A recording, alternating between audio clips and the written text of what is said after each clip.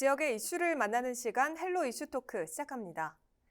지난 1월 31일 문경 육가공 공장 화재로 2명의 소방관이 희생되는 안타까운 사고가 발생했습니다. 이후 소방관 안전에 대한 사회적인 관심이 높아지고 대책 마련이 필요하다는 요구가 쏟아지고 있는데요. 구체적으로 어떤 대책이 필요한지 이야기 나눠보겠습니다. 뉴스민 천용길 기자와 함께합니다. 어서 오세요. 안녕하십니까. 네, 반갑습니다. 네. 얼마 전에 우리 지역에서 좀 안타까운 사고가 있었습니다. 문경에서 화재로 2명의 젊은 소방관이 안타깝게 희생되는 사건이 있었는데요. 자세한 내용 좀 짚어주시죠. 네. 지난 1월 31일 오후 7시 47분경이었습니다. 이 문경시에 소재한 육가공 제조업체에 불이 났다는 소식을 듣고 인명 구조를 위해 먼저 출동했던 소방관 2명이 순직하는 안타까운 사고가 있었는데요.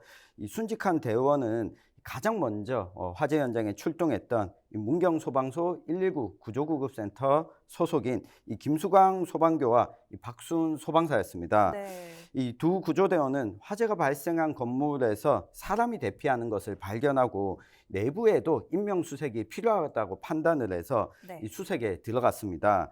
이 공장 건물 안에서 수색을 하던 중에 이 급격한 연소 확대로 이 건물 내부에 고립됐고 이어서 이 건물이 붕괴되면서 탈출하지 못하면서 이 사고로 이어지게 됐습니다. 네. 이 발견 당시에 두 구조대원은 서로 이 5m 정도 떨어진 거리에서 있었고 이 시신 위에 이 구조물이 쌓이면서 이 수색에 난항을 또 겪었다고 합니다. 네. 이 때문에 윤석열 대통령도 2월 1일 문경시 공장화재 진압 중에 순직했던 이 2명의 소방관에게 1계급 특진과 옥조 근정 훈장을 추서하기도 했습니다. 네, 이 화재가 발생한 건물이 또 샌드위치 패널 구조라서 불에 취약하기도 했고 네. 또 붕괴 위험도 참 높았다고 하는데요. 이런 상황에선 좀 진입 자체를 막았어야 하는 게 아닌가라는 생각이 좀 듭니다. 이런 게 매뉴얼로 좀 만들어져 있나요? 네, 이 부분이 지금 좀 애매한 상황인데요. 현재도 진상조사가 진행 중이라서 네. 이 화재의 정확한 원인이 무엇인지 어떻게 이 소방관들이 고립됐는지는 조사가 진행 중이지만 이 판넬 내부가 이 불연제가 아니라 난연제 소재였다고 합니다. 네. 이 불연제는 아예 이 불에 타지 않는 소재를 말하고요. 네. 난연제는 불에 타긴 하지만 잘 타지 않는 소재입니다. 음.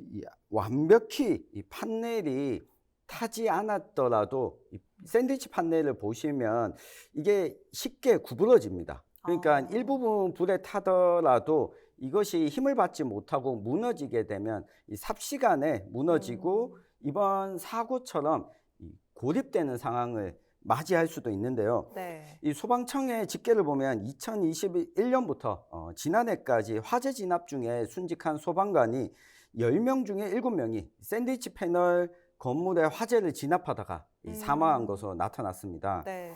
이 샌드위치 패널 건물에 불이 나게 되면 이 단열재 부분이 급격히 녹아내리면서 이 건물이 빠르게 붕괴할 가능성이 높다는 건데요. 이 화재가 어느 정도 진압된 후에 현장에 투입된 소방관들조차 이 건물 붕괴로 고립돼서 순직한 경우가 많았다고 합니다. 네. 여기에다가 샌드위치 패널과 같은 이 복합 자재를 사용해서 건물을 지으려면 이 불연 소재이거나 준불연 소재만 사용해야 되는데 이번 경우처럼 난연제를 사용했다고 하더라도 이 제도 시행 이전에 지어진 건물들에 대해서는 네. 강제할 수가 없다고 합니다.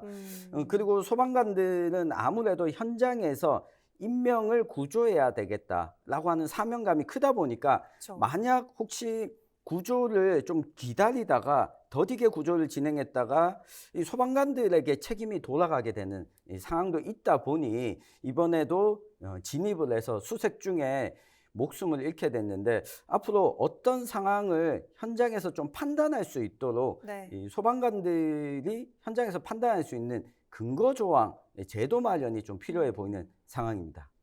네, 이 건물 구조상의 문제도 있고 말씀해 주신 것처럼 좀 불길이 거세지면서 두 소방관이 고립이 될 수밖에 없었던 상황이었는데 근데 이 방화복이라든지 아니면 산소호흡기로도 버티기가 어려웠던 건지 뭐 이런 안전장비가 혹시나 좀 부실하지는 않았는지 궁금합니다. 네, 현재 착용하고 있는 방화복이 99년부터 일선에 보급되기 시작했습니다. 네. 이 대략 600 600도 정도의 열을 견딜 수 있다고 하는데요. 현재 방화복 이전에는 이 판초우이 같은 형태로 제작돼서 지급하는 이 방수복 형태였습니다. 네. 신체 전부를 커버하는 방식이 아니다 보니까 이 우위만 가지고 입은 채로 진입하기는 또 어려웠던 측면이 있습니다. 역설적으로 이게 600도 정도 견디는 이 방화복이 지급되고 나서부터 소방관들 입장에서는 방화복도 입고 있는데 현장에 진입해야 되는 거 아니냐. 이러다 보니까 오히려 더 화재 현장에 진입하기가 쉬워지는 구조가 된 겁니다. 네. 그러다 보니 위험에 노출될 가능성은 더 커진 상황인데요. 그리고 우리가 소방관들이 착용하고 있는 장구 중에 호흡기 형태로 된 게 산소호흡기가 아닙니다. 그런가요? 이 공기 호흡기고요. 네. 그냥 대기 중에 공기를 300배 정도 압축해서 공기를 들이마실 수 있도록 하는 이 공기 호흡기인데 활동 중에 체력 소모가 또 상당하다 보니까 그러니까 이 공기 호흡기를 착용하고 들어가더라도 이 산소가 부족한 상황에 맞닥뜨릴 수가 있는 거죠. 네. 이 진입과 탈출을 고려했을 때 현장에서 이 공기 호흡기를 착용하고 좀 활동할 수 있는 시간은 약 5분 정도가 안전한 상황이라고 합니다. 네. 그래서 이 데드라인을 좀 정해놓고 소방관들이 수색 활동을 할 수 있도록 매뉴얼을 마련하는 것도 또 필요해 보이는데요. 네. 그리고 소방관들이 휴대하는 랜턴도 장구 중에 하나입니다. 네. 상당히 고성능이긴 하지만 화염 속에 진입하다 보면 겨우 30m 정도의 시야만 확보된다고 합니다. 네. 연기가 또 움직이는 경로에 따라 시야 확보가 가능한 지점으로 옮겨가면서 이 소방관들이 이 수색 활동을 하고 있는데 안전장비의 개선점과 관련해서는 이 정부 차원에서도 지속적으로 추진 중인데 장비가 좋아졌다라고 해서 소방관들의 활동 범위나 시간이 더 늘어나게 되면 위험에 대한 노출 빈도가 더 잦아진다는 점도 잊지 말아야겠습니다. 네, 이 안전 장비가 생명과 좀 직결이 되는 만큼 개선이 좀 필요할 것 같습니다. 그리고 이번 사고 이후에 이 소방 인력난을 해결해야 된다라는 요구도 나왔다고 하는데 이 실제로 소방 인력 어느 정도 부족한 건지 궁금하네요. 네, 일선 소방서 구조대의 이 정원이 팀당 6명입니다. 네. 하지만 현재 대다수 5명으로 운영이 되고 있는데요. 휴직자를 감안한 경우 경북 전체 구조대원의 91%만 운용이 되고 있고 여기에다가 교육이나 뭐 출장까지 발생하면 이 80% 수준인 겁니다. 그러니까 이 80% 수준이라고 하더라도 일선 소방서마다 인원의 차이가 존재하는데 여기에다가 이 정원까지도 다 차지 않다 보니 인력난을 겪고 있는데요. 2018년도 이전까지는 이 출동 차량 기준으로 인력 배치가 이루어졌는데 네. 2018년부터는 이 소방관서의 등급에 따라 인력 배치가 이루어지게 됐습니다. 때문에 현장 부서에서는 인력 부족을 느낄 수밖에 없는 상황이라고 합니다. 네. 왜냐하면 이 소방서의 규모에 따라 인력이 100% 충원됐느냐 아니면 90% 수준이냐 80% 수준이냐 이게 다르게 되는데 위급한 상황이 되면 갑자기 평소에는 출동 빈도가 없더라도 네. 갑자기 많은 인력이 필요한 경우가 있습니다. 때문에 소방관이 부족한 경우에는 이 근무에 있어서 피로도도 더 겪게 되고요. 2011년까지는 소방관이 이 격일 근무를 또 했었습니다.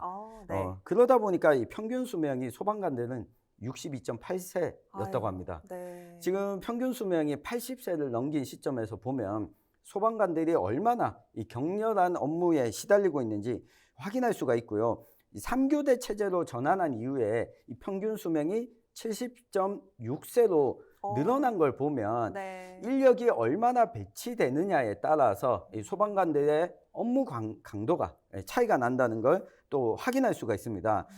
때문에 소방관들은 현재 3교대로 운영되고 있는데 이걸 4교대로 늘려달라는 요구를 하고 있습니다. 이렇게 전환하려면 약 17,000명 정도의 인력 추가 충원이 필요한 상황입니다. 네, 말씀 잘 들었습니다. 그리고 또 위험한 화재 현장이라도 소방관이 희생을 각오하고 또 시민을 구해야 된다. 이런 책임의식을 유독 좀 강조하는 우리 네. 사회가 문제점이다. 뭐 이런 목소리도 있거든요. 어떻게 보세요? 네. 이번에 문경에서 있었던 안타까운 사고 역시 이 네. 소방관들의 책임감이 저는 작용했다고 봅니다. 만약 인명을 구조하지 못했다면 여기에 대한 이 책임이 또 소방관들에게 돌아가게 되는 상황이지 않겠습니까? 네. 그러다 보니까 뭐 모두 다 대부분의 소방관들이 이 투철한 사명감이 없으면 좀 불가능한 일을 하고 계신 분들인데, 이 실제로 이 30년 정도 현장 경험을 한 이 소방관에 따르면 일선으로 뛰어들었다가 퇴로가 없는 경우에 손실이 너무나도 큰 상황이라고 합니다. 이 소방관들도 다치지 않는 천인은 네. 아니거든요. 때문에 소방관들이 현장에서 판단할 수 있는 이 판단의 기회가 좀 주어져야 한다는 목소리가 나오고 있습니다. 네. 특히 지휘관들, 일선에서 구조를 지휘하는 지휘관들에게도 후퇴하고 판단할 수 있는 이 권한이 또 주어져야 되는데요. 네. 이 지휘관이 되려면 또 빨리 승진해야 되는데 문제가 있습니다.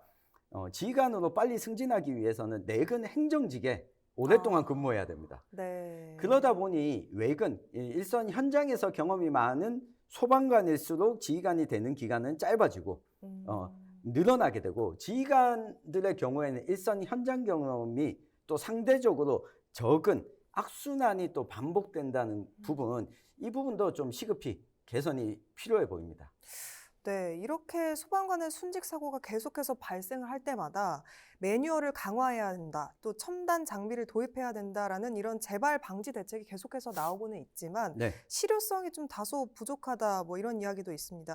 계속해서 이렇게 같은 사고가 발생할 수밖에 없는 이유가 있을까요? 네, 여러 차례 이야기를 지금 드리고 있는데요. 네. 매뉴얼은 있습니다. 음, 그러니까 인명 구조를 해야 될 때와 그리고 후퇴해야 될 때를 판단하는 매뉴얼이 있는데, 불이 나서 사람들이 막 살려달라고 하고 있고 구조가 시급한 상황에서 이 매뉴얼대로 작동했다라고 이야기를 했을 때 누가 납득을 할 수 있겠습니까? 그렇죠.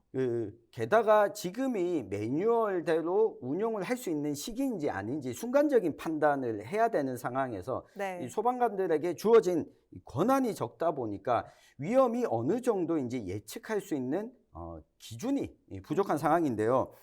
그리고 지금 국내에서 재난 현장에 투입되는 것이 대부분 소방관들인데, 네. 여기에 뭐 드론이나 로봇을 투입할 수 있도록 우리도 하루빨리 이 소방 현장에 대한 새로운 기술, 새로운 로봇의 도입도 필요하다는 이 목소리도 나오고 있습니다. 네. 이 부분에 대해서 좀 빠른 대처가 앞으로는 좀 필요해 보이는 상황입니다. 네, 말씀해주신 대로 이제 인력 대신 좀 위험한 현장에는 뭐 장비를 대신 네. 투입하는 것도 좀 좋은 방법인 네. 것 같습니다. 이렇게 워낙 좀 힘든 현장에서 일을 하다 보니까 소방 공무원 중에서는 육체적 피로도 있지만 정신적인 이런 심리적인 고통을 호소하시는 분들이 상당히 많다고 합니다. 실제로 최근 5년 동안 소방관의 외상 후 스트레스 장애가 79% 정도 증가를 했다고 하는데 어떻게 보시나요? 네, 이 외상 후 스트레스 장애가 두려운 사건을 직접 목격했거나 본인이 직접 겪었을 때 정신적인 외상을 경험하고 이 불안감을 호소하는 장애를 말하는데요. 네. 이 최근 5년 사이에 우울증과 이 외상 후 스트레스 장애로 이 병원 진료를 받은 소방관이 이 79%나 늘었다고 합니다. 네. 68명의 소방관은 이 극단적인 또 선택을 하기도 했다고 하는데요. 이 구체적으로 보면 소방청이 2016년부터 20년까지 이 소방공무원 마음건강 조사를 시행했습니다. 네. 이 우울증과 PTSD 이를 호소한 소방공무원이 각각 이 1,500여 명과 1,700여 명이었다고 합니다. 네. 하지만 실제 진료로 이어진 경우는 우울증은 2,590여 명, 외상 후 스트레스 장애는 249명이 전부였다고 하는데요. 네. 이 외상 후 스트레스 장애는 겪는 것도 문제지만 이후에 치료가 필요한 상황인데, 지금까지 소방관 본인이 직접 이 공무 중에 외상 후 스트레스 장애를 겪었을 경우 이걸 직접 본인이 증명해야 됐던 겁니다. 그렇다 보니까 소방관이 의사도 아니고 이걸 그쵸. 어떻게 직접 또 증명을 하겠습니까? 네. 그리고 이 업종에 직종에 근무하고 있는 소방관들이 이런 우울감이나 외상후 스트레스 장애를 호소하더라도 소방관이 그 정도는 해야 되지 않겠어? 라고 하는 시선을 보내는 것도 있다 보니 지금 개인이 아니라 국가가 좀 책임지고 소방관이 외상후 스트레스 장애를 겪을 경우 지원하는 이 법안 발의가 된 상황입니다. 네. 이 법안이 좀 빠르게 통과가 되고 이 정착을 해야지 소방관들이 겪는 이 정신적 스트레스, 이 장애에 대해서도 앞으로 이 부분에 대한 이 개인 책임보다 국가가 좀 책임져주는 자세가 필요해 보입니다. 네, 이 몸 건강만큼뿐만 아니라 마음 건강도 참 중요하잖아요. 그래서 이 관련된 시스템 개선이 좀 꼭 이뤄졌으면 하는 바람입니다. 그리고 지난 2월 26일이었죠. 이 전국의 소방관들이 국회 앞에서 집회를 열었습니다. 재발 방지를 위한 인력 증원과 인사 예산 독립, 그리고 현장 중심의 소방청 운영을 촉구했다라고 전해지는데요. 자세한 내용 좀 짚어주시죠. 네, 민주노총 이 공무원 노조 소방본부 소속의 이 소방관 1000여 명이 이 집회를 열었습니다. 네. 이날 소방관 1000여 명은 이 방화복과 이 방한복을 챙겨 입고 이 죽지 않고 살고 싶다, 이 대규모 인력 충원을 하라, 이런 구호를 외쳤고요. 이 순직한 소방관들의 영정을 들고 묵념의 시간을 갖기도 했습니다. 네. 이 소방 공무원들은 지난해 2월 소방청이 신속 동료 구조팀 편성 계획안을 발표했지만 현장에서 인력 추가에 대한 이야기가 없었다라는 부분을 지적을 했습니다. 현장에는 인원이 없어서 휴가를 가기 위해서는 이 비번인 직원이 대신 또 근무해야 되는 상황이다라고 지적을 했는데요. 네. 모든 그러니까 새로운 제도를 도입할 때는 인력에 대한 부분 계획이 동시에 수반되어야 되는데 인력 충원 없이 새로운 제도를 도입하는 것은 어불성설이다 지적을 했습니다. 네. 이들 소방관들은 집회를 하고 국민의힘과 더불어민주당 당사까지 행진을 진행하기도 했었는데 인력 충원 없는 이 제도 개선은 어렵다는 이 소방관들의 현장의 목소리를 정치권이 좀 귀담아 들을 필요가 있어 보입니다. 네, 지금까지 이 소방공무원 처우 문제에 대해서 함께 살펴봤는데 끝으로 오늘 살펴본 내용 중에서 가장 먼저 개선돼야 된다고 생각하시는 부분 말씀해 주시죠. 네, 일선의 소방공무원들이 직접 이야기하기도 했습니다만 네. 인력 충원 문제가 가장 시급히 필요합니다. 음. 우리 대구 경북 지역도 보면 경북의 작은 시군 지역들은 이 소방관 인력이 훨씬 더 도시보다 부족한 상황입니다. 네. 그럼에도 불구하고 관할해야 되는 지역은 워낙 넓다 보니 출동 시간도 더 오래 걸립니다. 네. 아마 다들 기억을 하실 겁니다. 이 소방공무원들을 국가직으로 전환해야 된다라고 해서 지금 국가직으로 전환은 됐습니다. 네. 근데 국가직으로 전환되고 달라진 부분이 있을까요, 없을까요? 그래도 있지 않을까 싶은데 네. 어떤가요? 그러니까 이전에 소방관들을 국가직으로 전환해야 되는 이유 중에 하나가 지방직일 때 모든 장비에 대한 이 구입비, 이게 지자체 예산으로 수행했어야 됐습니다. 네. 그러다 보니 예산이 부족하면 소방관들이 개별적으로 자기 사재를 털어가지고 장비를 구입하기도 하고 네. 예산이 부족하면 낡은 장비도 그대로 사용했어야 됐습니다. 지금 국가직으로 전환하고 나서 관리의 주체는 중앙정부가 됐습니다만 예산의 주체는 국가가 더 편성하지 않았습니다. 그러니까 지방사무라는 이유로 소방관들은 신분은 국가직으로 전환이 됐지만 여기에 들어가는 비용, 인력 충원 계획 등은 여전히 지방정부가 하고 있는 상황입니다. 네. 그러다 보니 이 지방정부의 예산 차이에 따라서 소방관 인력 충원이나 장비 충원도 여전히 부족한 상황이거든요. 때문에 가장 먼저 필요한 것은 소방관들이 안정적으로 이 구조 업무를 할 수 있도록 인력을 충원하는 것, 그리고 이것의 선결 과제는 국가가, 중앙정부가 예산에 대한 책임을 지는 게 아닐까 싶습니다. 네, 오늘 말씀 여기까지 듣도록 하겠습니다. 네, 지금까지 소방공무원 처우 문제에 대해 함께 이야기 나눠봤습니다. 이 시간 헬로 이슈 토크는 여기까지입니다. 시청해주신 여러분 고맙습니다.